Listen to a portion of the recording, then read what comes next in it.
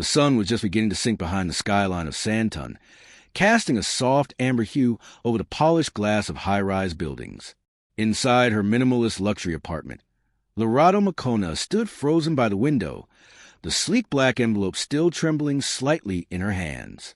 The gold cursive on the front glared at her like a dare. Class of 2010 reunion, you're invited. She hadn't heard from anyone in years. Not since the ugly divorce. Not since Saifo Dlamini, the man she once loved beyond reason, had shattered her world with 5 careless words. You're just basic Lorado. Her hand dropped to her side, the envelope now feeling like dead weight. She turned her gaze to the Johannesburg skyline. The city looked different these days, brighter, more hopeful. Or maybe it was her. She had come so far from the woman she once was, unemployed, heartbroken, publicly humiliated. She had rebuilt her life from the ground up, brick by bleeding brick. But seeing Saifo again, I won't go, she muttered to herself. Won't go where? Lorado turned sharply. She hadn't heard Tabo enter. He leaned casually against the doorway, dressed in a crisp white shirt and tailored dark slacks. His presence filled the room with quiet strength, tall, dark-skinned, and effortlessly commanding. Tabo Nkosi was not a man who needed to raise his voice to be heard. She handed him the envelope. My high school reunion. They invited everyone, including Saifo. Tabo read the card silently, one brow arching in amusement. Is this the same Saifo who thought you were too plain to stand beside him? He asked dryly. Lorado gave a brittle laugh. That's the one. He stepped closer, cupping her cheek gently. Well, maybe it's time he sees a woman he threw away. I don't want drama, Tabo. You won't go alone. If you go at all, you'll go as yourself, as the woman you are now. And I'll be beside you, not as a shield, but as your partner. Lorado exhaled slowly. That was the thing about Tabo. He never pushed. He just reminded her of who she'd become. That night, as he stepped out for a business call, Lorado found herself at her home office desk, staring down her past. She reached for her old high school yearbook from the shelf, one of the few artifacts she hadn't thrown out in her purge of old memories. She flipped through it until she saw them. Her photo, young natural, with braids and timid eyes. Saifo's. Charming grin, tie loosened, confidence bursting off the page. She remembered the way he'd humiliated her after she got laid off from her bank job. He came home late reeking of cologne, drunk on power. I'm tired of carrying dead weight, he had said flatly. You're not who I thought you'd be. You've let yourself go. No ambition. No spark. Just basic. She'd stood there speechless, the ache in her throat forming around the shock. He walked out a week later, with Nality, and left Lorado behind to clean up the shards of her life. She stared down at the laptop now, the reunion RSVP link blinking back at her. Her cursor hovered. Then, with a quiet breath, she clicked yes. Let's do this, she whispered. Just then, her phone buzzed. A text from Ayanda, her best friend. Ayanda, girl, if you're going to this reunion, don't you dare wear anything less than a fire gown. I will personally drag you back to House of Now. Lorado chuckled. Only Ayanda could text like a threat and a prayer at the same time. But her amusement faded as her finger hovered over another name, Saifo Dlamini. She hadn't searched him in years. Still, she tapped into his socials. His feed was exactly as she expected. Curated to perfection. Pictures of him and Nality on yachts in Cape Town. Designer watches, endless rise and grind, quotes that screamed of empty pride. Upgrade your circle. Boss moves only. She asked who else would love me like her. I said, me? She scoffed. Empty boss. No substance. But deep down, her stomach still turned. Because even after all these years, a quiet question remained. What if he was right about me? But then she remembered her first brand pitch, shaking in worn heels and thrifted silk. She remembered her first media campaign, her first client, the night she signed her office lease under Makona PR. Saifo hadn't seen her fire. She just hadn't shown it yet. A knock on her door pulled her back. It was Zinzi, her assistant, beaming. Ma, your fitting at House of Now is scheduled for 5 p.m. Thursday. Lorado nodded. Thanks, Zinzi. I'll be there. As Zinzi left, Lorado took a long look at herself in the hallway mirror. She wasn't chasing validation. She was claiming space. And she would walk into that reunion not as the girl he left, but as the woman he could never afford. The house of Now was nestled discreetly in a leafy Johannesburg suburb, its entrance modest, but its reputation legendary. Inside, it felt like another world. Soft jazz hummed in the background. Gowns glittered on mannequins like royalty frozen in glass. Lorado stood on a velvet pedestal in front of a triple-paneled mirror. A navy blue gown hugged her figure like a whisper. The neckline dipped just enough to command attention, but remained firmly in the realm of regal. The structured shoulders framed her posture, tall and unyielding. Behind her, a seamstress adjusted the hem, while Zinzi clapped her hands in glee. "Ma'am, you look like you're about to host a Met Gala." Lorado gave a soft smile, still studying her reflection. "It feels like I'm looking at someone else," she murmured. "You are," Zinzi replied. "That woman in the mirror owns a PR empire, flies private, and has the love life those motivational quotes on Sipho's page wish they could describe." Lorado laughed softly, the sound surprising even to her. She turned back toward the dressing area. In the privacy of the plush fitting room, she took a photo of herself, not for Instagram, not for clout, but to remember how far she'd come. Back home that evening, Lorado settled into the plush armchair by her balcony, watching the city lights blink like fireflies. Johannesburg always felt alive at night, humming with stories, regrets, ambitions. She clutched a cup of rooibos tea, letting the warmth seep into her palms. From the other room, she heard the familiar buzz of the front door unlocking. Moments later, Tabo appeared, dressed down in jeans and a t-shirt, his travel bag slung over his shoulder. "You're back early," she said. "I finished early," he replied with a smile. "And I wanted to see you before the big night." She smiled. "You didn't have to rush home." "I didn't rush. I flew." He grinned and tossed a small envelope on the table. She raised an eyebrow and picked it up. Her heart skipped. It read, "Flight itinerary, Nkosi Air. Departure, Friday 11 a.m. Destination, Nkosi Royal Hotel Reunion Weekend Stay. You booked a flight?" Tabo smirked. "Not just a flight. We're taking the jet." Her mouth fell open. "Tabo, you didn't—" "I did." "That's excessive." "It's intentional," he replied calmly. "You're not showing up to this reunion like everyone else. You're returning as the woman who owns her narrative." She set the envelope down slowly, processing the full weight of it. "I can't believe you did all this." He walked over and gently brushed a strand of hair from her face. "The hotel hosting the reunion, it's one of mine. I made sure." Lorado's eyes widened. "You're joking." "I never joke about property," he teased. Her laugh turned to something deeper, a warmth that started in her chest and rippled outward.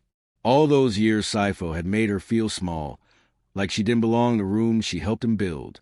Now she was walking into one she owned, metaphorically, emotionally, and thanks to Tabo, literally too. The next day was a flurry of movement, packing, media call reschedules, last-minute hair appointments. Ayanda, her ever-blunt best friend, arrived at noon to supervise. "Let me see the dress," Ayanda demanded. When Lorado stepped out of the closet, Ayanda gasped. "Madam, Sipho will choke. Rena will evaporate." Lorado rolled her eyes. "This is not about them." Ayanda smirked. "No, but the passive damage will be delicious." They laughed, the kind of laughter that only comes after healing. Friday morning arrived with golden sunlight. At the private airstrip, Zinzi double-checked everything twice over as the flight crew loaded bags. As Lorado stepped aboard the gleaming jet, a hush fell over her spirit. There was something symbolic about this moment. She was quite literally rising above the past. As they ascended into the clouds, Tabo poured 2 glasses of champagne and handed her one. "To the woman who taught me what quiet power looks like," he said. She raised her glass. "To the man who saw the fire in me before I did." They clinked glasses. The Nkosi Royal Hotel stood like a modern palace. Polished marble floors, golden chandeliers, and a view of the city skyline that looked almost unreal. As they pulled up to the entrance in a sleek black SUV, the hotel manager and staff were waiting at the door. "Welcome, Mr. and Mrs. Nkosi," the manager said with a deep bow. "Your penthouse suite is ready. Allow us to escort you." Lorado blinked. "They know." Tabo leaned in and whispered, "Now they do." The suite was luxurious, wrapped in floor-to-ceiling glass with sweeping views.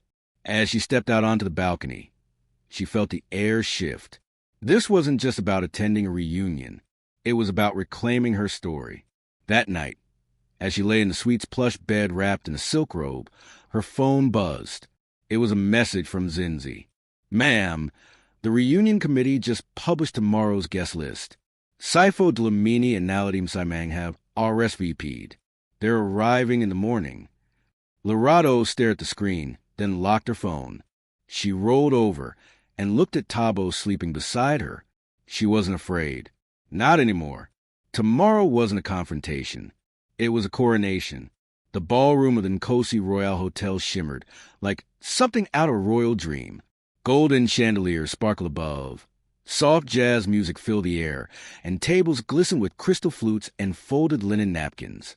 Waiters in black bow ties moved effortlessly between clusters of guests, most already deep in nostalgic laughter, exclamations, and cell phone camera flashes. The class of 2010 reunion was officially underway. Lorado stood at the edge of the corridor just outside the ballroom, her navy blue gown cascading down her figure like a river of midnight. Her braided bun was neatly coiled, diamond earrings dancing with every breath. Beside her, Tabo Nkosi, tall and regal in a charcoal suit, stood calm and grounded. "Ready?" he asked softly. Lorado took a steadying breath. Her heels felt anchored, not shaky. "I've never been readier." As the grand double doors opened, the effect was immediate. Conversation died mid-sentence. Heads turned. Forks paused halfway to lips. It was as though someone had dimmed the room's light and replaced it with their glow. Tabo stepped forward first, confidently holding her hand. The two entered, not loud, not arrogant, but with a presence that silenced every doubt. Gasps scattered like firecrackers. "Wait, is that Lorado?" "No ways. That's Tabo Nkosi with her." "Nkosi?" As in the hotel empire. Cell phones subtly lifted, faces angled to get a better look. And across the room, with a half-drained champagne glass in hand, Saifo Dlamini froze mid-conversation. His voice faltered. "No way." Beside him, Naladim Simang, dressed in a glittering gold slit dress with feathers at the hem, turned to follow his gaze. The smirk on her lips slowly melted. "That's her." Saifo didn't respond. His fingers clenched slightly around the stem of his glass. Lorado scanned the room calmly, recognizing faces. Some she once cried to, others she cried because of. But now, their judgment held no weight. She wasn't there for their approval. She was there for herself. As they neared the center, a few former classmates approached. "Lorado, you look amazing. You haven't aged a day. In fact, you look better." She smiled politely. "Thank you." Zinzi, nearby in her own elegant dress, subtly handed over a flute of champagne as if rehearsed. Lorado took it with grace, her fingers not trembling once. Saifo approached at last, expression unreadable. "Well, Lorado," he said, mustering a smirk. "Didn't expect to see you here. Looking expensive." She turned to face him fully. "Saifo." Tabo took a step forward, his expression calm but firm. "Daniel Nkosi," he said, offering his hand. Saifo blinked, visibly startled. "Oh, husband." Tabo gave a single nod. 2 years and counting. Lorado's gaze didn't waver. "Saifo, this is Tabo. Tabo, this is Saifo." "A pleasure," Tabo said, though his tone suggested otherwise. From the corner, Nality arrived with an exaggerated laugh. "Wow, Lorado," she said, eyes scanning from earrings to shoes. "Didn't know you still lived in Joburg. Cute look." Lorado turned slightly, offered a polite nod, but said nothing. Saifo chuckled awkwardly. "So this is what you've been up to, huh?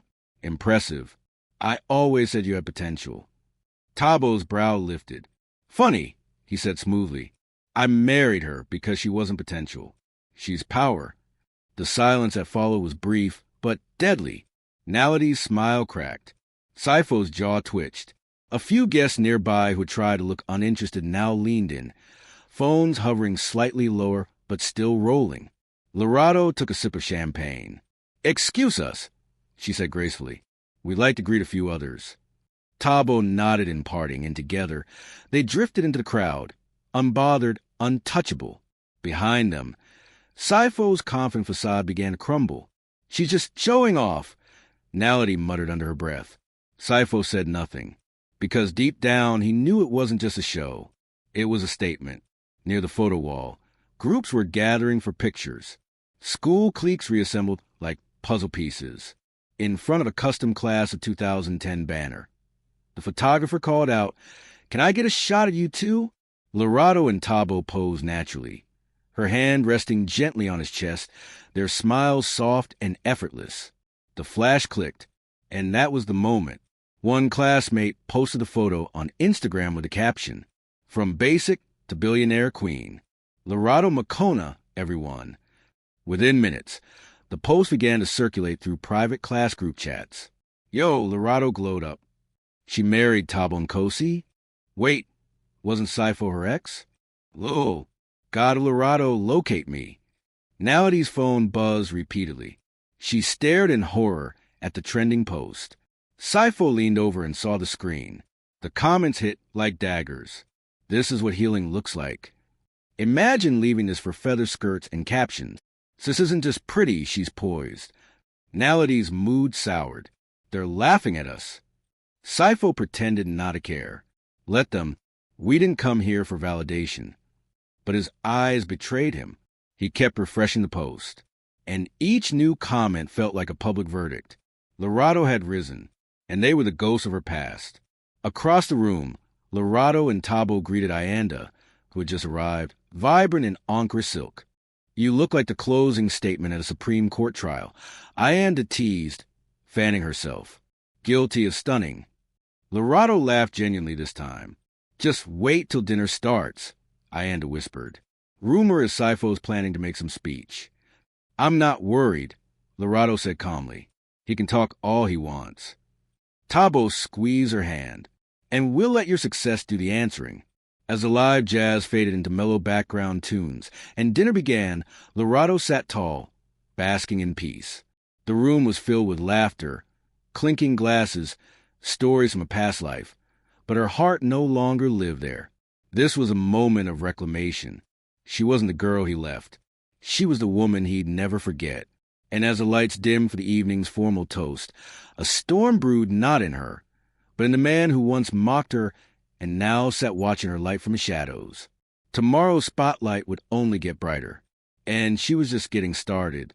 By morning, the internet had caught fire. Lorado's photo, her navy gown shimmering, her hand delicately resting on Tabo's chest, was everywhere. The caption glow up of the decade. Lorado Makona arrives with billionaire husband Tabo Nkosi, topped every trending feed in South Africa's professional circles. What began as a reunion snapshot had become a digital resurrection. On Twitter, TikTok, and Insta-Reel, the story spread like wildfire. At Wajala Diaries, plot twist. Ex-husband came to flex. Ended up choking on quiet luxury. Lorado 8. At Women Who Win SA, from overlooked to overbooked, Lorado Makona's rise is a reminder we all needed. At Boss Babes Africa, she rebuilt in silence. Now the whole continent's clapping. Inside their hotel suite, Lorado scrolled in awe. The notifications were endless. PR firms, magazine editors, TV morning shows. Zenzi called with breathless excitement. Ma'am, Yensie want to quote. SABC wants to schedule a Women in Business feature. Everyone's calling. Lorado let the phone fall to her lap. Tabo? He looked up from the breakfast tray. He was assembling. Too much. No, she whispered. It's just surreal. He smiled. The world just met the woman I've always known. She blushed, and you didn't even have to say a word. Elsewhere, Not everyone was enjoying their morning. Sifo sat slouched in his hotel room, still in last night's shirt. Nality paced across the carpet, phone in hand, fuming. I can't believe you didn't tell me she married Tabo Nkosi. I didn't know, he barked. Didn't know? She snapped. You dragged me here to gloat, to make some big, we won moment. Now the only one trending is her. She shoved the phone in his face.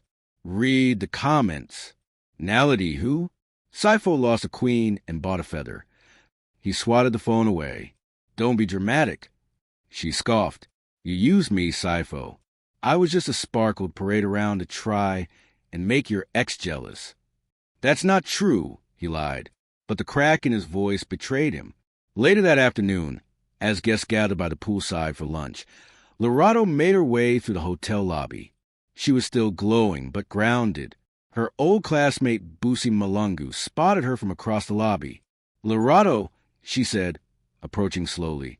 Lorado turned, surprised. The last time she had seen Busi, she had been whispering into Sifo's ear while giggling at Lorado's tears. Hi, Lorado said cautiously.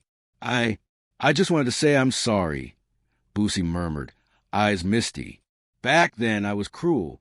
I thought I was being funny, but I was scared. You were brave. I was just loud. Lorado studied her.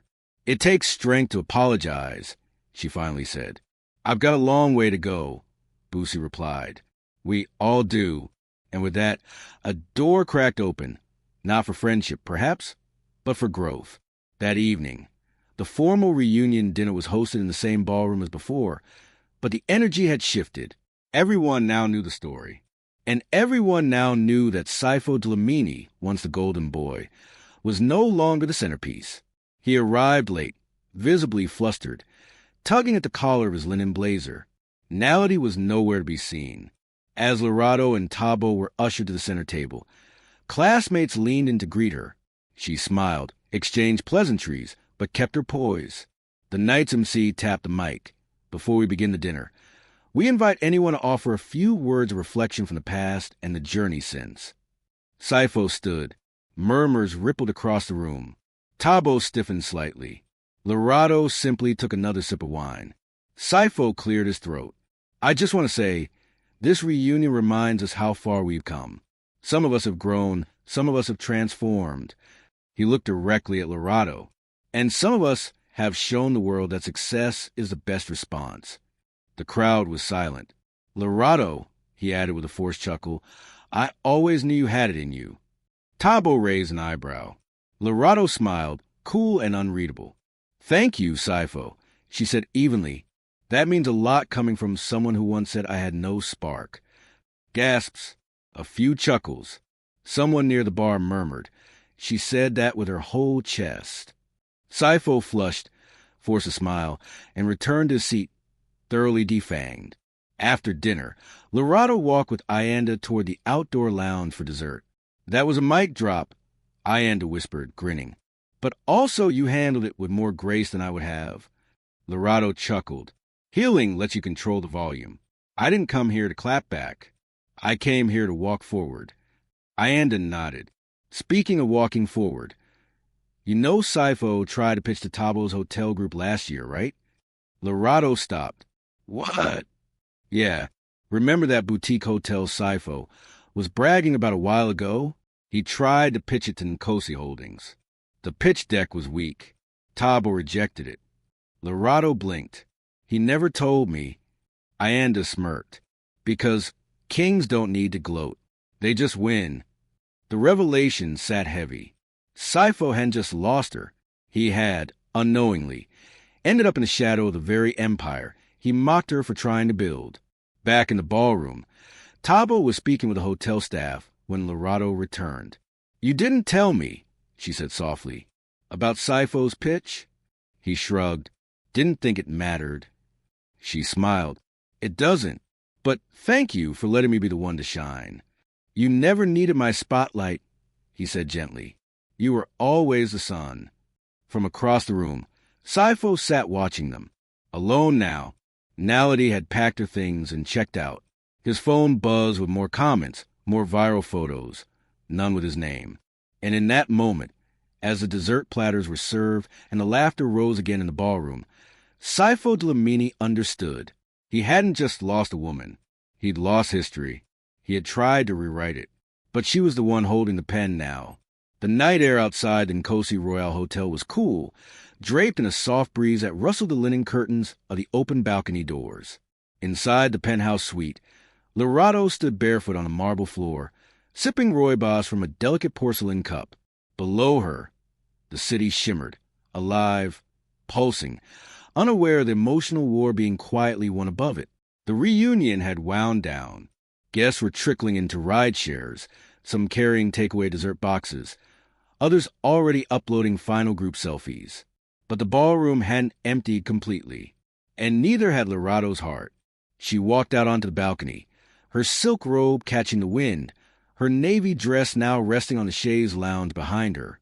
She was trying to decompress, not from shame or insecurity, but from a night that had closed doors she thought would remain slightly ajar forever, until she heard footsteps. Lorado! The voice pulled her back. She turned slowly. Sifo stood at the balcony's edge, shirt untucked, blazer off, tie loosened. His eyes, once gleaming with ego, looked tired. "Human, what are you doing here?" she asked, not moving. "I asked the hotel staff if I could speak to you," he said. "They didn't want to let me up. I told them I wouldn't take long." She crossed her arms, the tea cooling in her hand. He exhaled.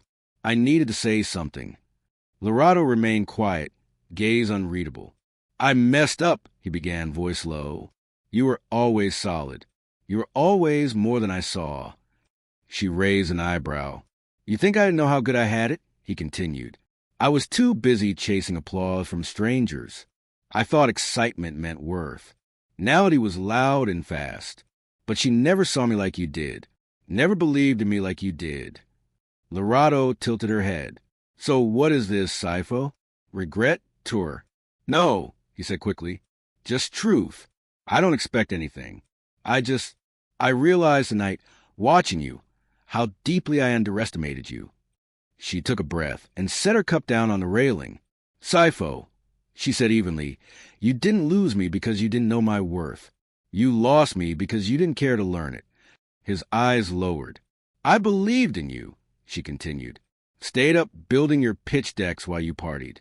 Washed your socks while studying for PR exams. I gave everything, and when I had nothing left, you still called me basic." Sifo swallowed. "I'm sorry," he whispered. "Truly." She nodded once. "I accept your apology." His face softened slightly. "Does that mean—" "But it doesn't change anything," she added, her tone firm. "I'm not angry. I'm not bitter. But I've moved on." Sifo looked like he'd been slapped, but gently, not with malice, with truth. "Good night, Sifo." She turned, walking back into the suite without looking back. He stood alone on the balcony, watching her retreat. Below, the lights of Johannesburg blinked like a verdict. Inside the suite, Tabo was sitting on the couch reading when Lorado returned. He looked up immediately, studying her face. "Everything okay?" She nodded. He came. He apologized. Tabo didn't flinch. "And I forgave him," she said simply, sitting beside him. "And now," she smiled, "I feel light." Downstairs in the hotel lobby, Sifo exited the elevator just in time to see a familiar figure dragging a suitcase across the marble floor. Nality. She turned, clearly irritated. Her heels were off, slung from one finger. "Where you going?" he asked. She paused. "Home. Somewhere you don't own the room and the mirror." "Nality, can we—" She raised a hand. "Don't. You didn't just humiliate yourself tonight. You humiliated me. You brought me here to compete with your ex-wife. That's not fair." "It's exactly fair," she snapped. "You called her basic. Said she'd never shine without you. But tonight, the whole country watched you drown in her glow." He tried to speak, but she cut him off. "I thought I was replacing someone. Turns out I was just hiding the empty seat she left." She stepped outside, called her ride, and disappeared into the Johannesburg night without another word. Sifo remained at the lobby's edge, his reflection warped in the glass. Back upstairs, Lorado and Tabo stood together on the penthouse balcony. The stars overhead blinked faintly, soft against the city's light pollution. "You okay?" Tabo asked, wrapping his arm around her waist. "I am now," she whispered, resting her head against him. Inside, the hotel staff began clearing the last of the reunion champagne flutes and flower arrangements.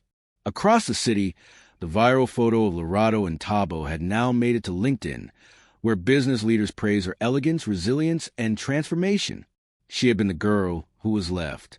Now she was the woman no one could ignore.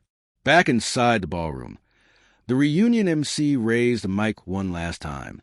"Before we end the night, we'd like to invite someone for a final toast. If anyone has a few words to close this beautiful evening." There was a pause. Then, to Lorado's surprise, Tabo rose. She touched his arm. "What are you doing?" He leaned down and whispered, "Don't worry," then walked calmly to the center. He adjusted the mic and faced the crowd. "I'm not usually one for public speeches," he began, his voice warm, deep, unhurried. "But tonight is worth breaking a few habits for." The room quieted instantly. "I've met presidents, sat on international boards, but the most powerful person I know is not a CEO, not a politician. She's a woman I married." Lorado blinked, stunned. She was once mocked, discarded, underestimated. And instead of folding, she rose. Not with vengeance, but with vision. She didn't just rebuild, she redefined. He raised his glass. "To the women who rise from ashes, build empires from pain, and smile while doing it. I married one." The room erupted in applause. Glasses clinked. Some stood. Lorado's eyes shimmered with tears. Across the ballroom, Sifo remained seated, glass untouched. That night, as Lorado lay in bed beside Tabo, the glow of the city seeping through the curtains, she whispered, "Was that too much?" Tabo kissed her temple. Just enough. She exhaled deeply. For the first time in years, she felt truly seen. And the woman once called basic had just become the blueprint. By dawn, Tabo and Kosi's impromptu toast had made its way beyond the ballroom. Clips from the reunion had been uploaded overnight by several attendees. One video, capturing Tabo's final line, "I married one," hit 200,000 views by morning. News outlets picked it up as a masterclass in public praise and power. Women's networks reposted it with captions like, "Not revenge, recognition." When your partner sees your scars and still calls you royalty, we need more Tabos and more Lorados. Inside the Nkosi Royale penthouse suite, Lorado sat cross-legged on the bed, wrapped in a silky cream robe, the morning sun kissing her cheek. Her phone buzzed nonstop.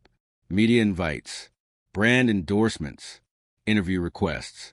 Zinzi called, breathless. "Ma, it's insane. You're literally the face of the moment. I just saw a tweet saying Lorado Makona is South Africa's Phoenix Queen." Lorado chuckled. "Please don't let that trend." Too late. Downstairs, Tabo was in a hotel lounge reviewing business emails when Sifo stumbled in, looking disheveled, clearly lacking sleep. Tabo looked up briefly. "Morning." Sifo gave a slow nod, unsure whether to approach. But Tabo stood and walked over anyway. No hard feelings. Tabo said evenly. Sifo stared at him for a moment, then blurted, "How did you know that she was the one?" Tabo didn't hesitate.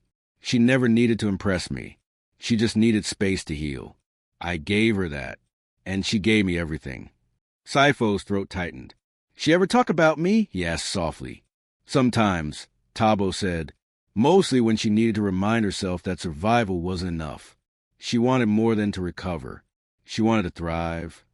Sifo swallowed hard. "I thought I was a star." Tabo's eyes remained kind, but honest. "You were the storm, but she was the light after it." With that, he walked away. Sifo sat down slowly, alone again, in the very hotel that bore Tabo's name, his empire, his love story, and now the stage on which Sifo had become irrelevant. Later that morning, Lorado stepped out into the garden behind the hotel for a moment of silence. She carried a cappuccino. the steam curling in the cool breeze. The air was fresh, and the distant laughter of staff resetting the ballroom gave the space a strange peace. She was halfway through her cup when a hesitant voice called out, "Lorado?" She turned. Miriam, one of the old classmates who had once laughed the loudest at Sipho's cruel jokes during their marriage, stood awkwardly near the flower bed. She wore oversized sunglasses and the nervous guilt of someone who wasn't sure forgiveness could be earned. I just wanted to say something. Lorado waited. I was awful. Back then, during the divorce, at the alumni mixer, I said things I can't take back. Lorado's face remained still. I was projecting, Miriam continued, voice cracking. You were brave enough to walk through the fire, and I was too scared to admit I was stuck in my own. So I mocked you. I'm so sorry. Lorado studied her a moment, then set her cup down on the garden wall. You know, she said softly, I used to wish people like you would apologize. Just once. Say something that made it feel like the pain mattered. Miriam's breath caught. But then I realized I don't need your apology to validate my survival. I already validated it. Miriam's eyes welled. That said, Lorado added gently, it still means something that you came. A long pause. Then Miriam nodded, grateful. I hope I can learn from this. We all can, Lorado replied. Admitting growth is the first step. They stood in silence for a few more moments, two women with shared history, but separate journeys. And in that quiet space, the first thread of healing tied itself into place. That afternoon, the Nkosis prepared to leave. The hotel's private terminal was bustling. Paparazzi hovered behind barricades, trying to snap photos. Tabo's security team had tightened protocols. The couple's bags were wheeled discreetly by staff as the jet waited on the tarmac. Before boarding, Lorado turned one last time to the city skyline in the distance. It feels strange, she said. Leaving? No, she replied. That I don't feel hate anymore. Tabo smiled, taking her hand. You left with your dignity. That's more powerful than revenge. She gazed at him. I spent years rebuilding, thinking I'd still feel empty if I saw him again. But now, I just feel free. Tabo gently lifted her chin. You didn't win because you made him feel small. You won because you remembered how big your worth always was. She smiled, mist in her eyes. As they boarded the jet and the wheels lifted off, Johannesburg faded beneath the clouds. And so did the weight of her past. Elsewhere in the city, in a modest apartment far from the penthouses and news features, Sipho sat alone in dim lighting. His fridge was empty. So was his inbox. So was his silence. He scrolled aimlessly through photos on his phone.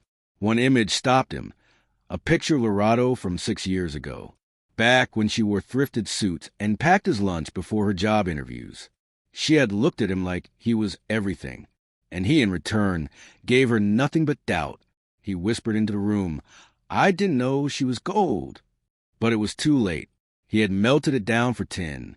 2 weeks later, Lorado stood backstage at the Global Women in Power Conference in Cape Town. Her name lit up on a giant screen behind the podium. The audience buzzed, journalists, entrepreneurs, heads of state. Tabo sat in the front row, dressed in charcoal, pride glistening in his eyes. The host took the mic. And now, the keynote we've all been waiting for. Please welcome the founder and CEO of Makona PR, wife of Thabo Nkosi, and a woman who turned public shame into silent power. Lorado Makona. Applause thundered. Lorado stepped forward, poised, unshaken. She took a breath and spoke into the mic. I was once told I was too simple, that I lacked ambition, that I wasn't enough. And for a while, I believed it. The crowd hushed. But pain isn't your ending. It's your refining fire. I stand here not to prove anyone wrong, but to honor who I've always been under the scars. Heads nodded. Tears formed. Because the right love won't dim your light. It'll hand you the switch. Standing ovation. She stepped down, found Tabo's hand waiting at the bottom of the steps. Ready to go? He asked. She smiled. I already did. The applause still echoed in Lorado's ears as she stepped behind the velvet curtain of the Cape Town International Convention Center. Her heels tapped softly against the marble floor as she walked through the corridor toward the dressing room, the standing ovation ringing louder in her chest than it had in the room. Tabo was already waiting inside. He stood up the moment he saw her and pulled her into his arms without a word.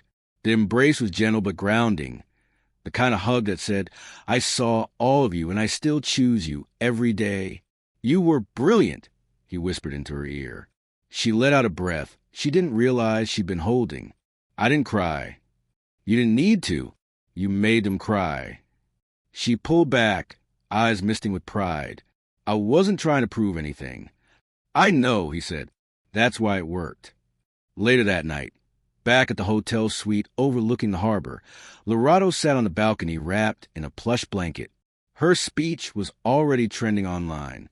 At Women Lead Africa, Lorado Makona didn't just reclaim her dignity, she redefined the game. At Daily Sunze, from discarded wife to keynote queen, she didn't just walk away, she flew. Yet none of it made her feel cocky or arrogant, only calm, like everything had finally settled into place. Zinzi had messaged earlier to confirm the media campaign request from Makona PR had tripled. Ayanda had sent voice notes screaming, "You finished the entire buffet, not just a plate," over and over again. But it wasn't the applause that moved Lorado. It was the silence, the quiet in her soul that used to house shame, self-doubt, and unanswered questions. Now there was just stillness and peace. In contrast, somewhere in the darker folds of Johannesburg, Saifo sat in his cramped apartment, staring blankly at the same video loop on his cracked phone screen. Lorado on stage, powerful, poised, radiant. He'd seen it a dozen times. Each replay pressed deeper into the hollowness behind his chest. The walls around him were bare. Nality had blocked him on all platforms. His last hotel deal had fallen through. Investors were pulling out. And the man who once mocked a woman for not having spark now sat in a room lit only by his regrets. He opened a drawer and pulled out a faded envelope. Inside was an old photo, a candid one Lorado had taken of him during their early years. He was laughing, sitting at their old couch, wearing a shirt she had ironed. Behind the camera, she had whispered, "That's the smile I fell for." He stared at it now and whispered back, "That's the smile I lost." The next morning, Lorado woke to birdsong and a sunrise blushing over the ocean horizon. Tabo was still asleep beside her, one arm resting protectively across her waist. She reached for her phone and saw a message from Busi Malangu. "Your speech last night gave me courage. I've decided to leave the job I've hated for 10 years and finally pursue my business idea. Thank you. I just needed to see someone survive." Lorado smiled. She replied, "Your next chapter starts with one brave sentence. I'm proud of you already." She set the phone down, then rolled over Tabo and kissed his cheek. He stirred. "Good morning, Mrs. Nkosi." "Good morning, Mr. Safe Space." They both chuckled. That afternoon, as they boarded a flight back to Johannesburg, the flight crew welcomed them by name. A woman in business class whispered to her daughter, "That's the woman from the speech. She's amazing." Lorado overheard, but said nothing. She didn't need to. Let success speak. Let peace echo louder than pride. As the plane took off and soared into clouds, Lorado looked out the window. The past looked so far away now. It wasn't erased. It was simply behind her. Weeks later, Makona PR hosted its biggest empowerment gala yet. Hundreds of women entrepreneurs filled the room. Lorado delivered the closing remarks. She didn't mention Saifo or what he took. She didn't need to. Instead, she said, "You don't owe the world your pain. You owe yourself your healing. You don't win by making your critics feel small. You win by becoming someone they never had the vision to imagine. You win by becoming someone you can't stop admiring." The room rose to its feet again. And as the cameras flashed, Lorado Makona stood, not as someone seeking redemption, but as someone who had outgrown the need for it. At a neighborhood library, a young girl sat beside a display of African women authors and entrepreneurs. She pointed at a magazine cover and asked her mother, "Who's that?" Her mother smiled. That's Lorado Macona. She used to be someone's wife. But now she's everyone's inspiration. The little girl blinked. Can I be like her? Her mother leaned down and kissed her cheek. You can be more